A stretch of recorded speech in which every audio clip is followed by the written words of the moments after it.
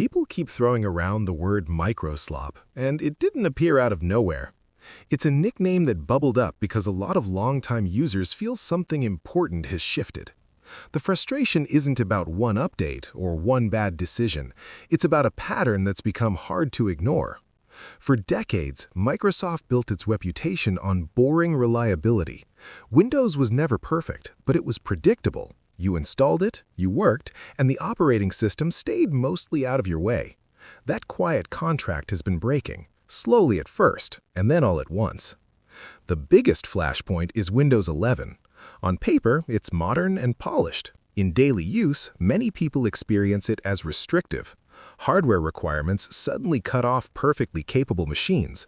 Features users relied on were removed or buried. Customization shrank while background services multiplied.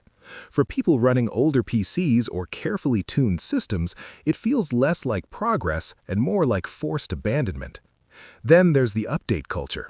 Windows updates used to be something you scheduled. Now they feel more like a negotiation you keep losing. Updates arrive frequently, sometimes change behavior without warning, and occasionally introduce new bugs while fixing old ones. The sense of control has shifted away from the user, and that loss of agency is what really stings. Another accelerant is the aggressive push toward cloud dependency. More features require a Microsoft account. Local options quietly disappear. Settings sync, telemetry, and online services are woven deeper into the system. For users who prefer offline control or privacy by default, this feels less like convenience and more like surveillance wrapped in a friendly interface. And then there's AI, specifically Microsoft Copilot. AI itself isn't the problem. The problem is how it's being injected everywhere, often without asking whether the user wants it. Copilot shows up in the taskbar, in apps, in workflows that were previously simple. Some people find it useful. Many feel it's unfinished, intrusive, or just unnecessary for their daily work. When a system starts promoting features instead of serving the user, trust erodes quickly. Performance complaints add fuel to the fire.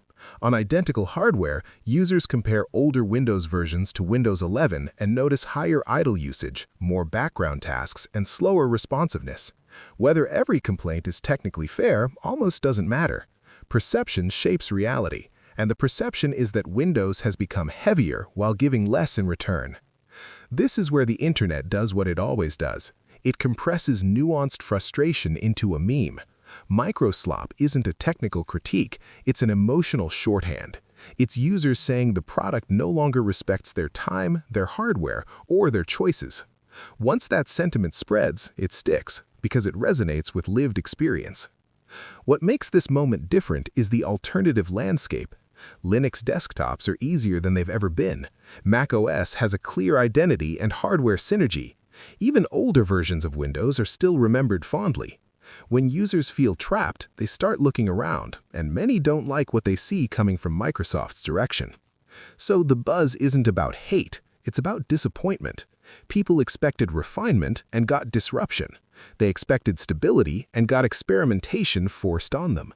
When a platform that once felt dependable starts to feel noisy, bloated, and opinionated, the internet will name that feeling. Microslop is that name. Whether Microsoft course corrects or doubles down is the real story to watch. History shows they can listen when pressure builds high enough. Until then, the buzz will keep growing because users are no longer whispering their frustration. They're saying it out loud, and they're being heard.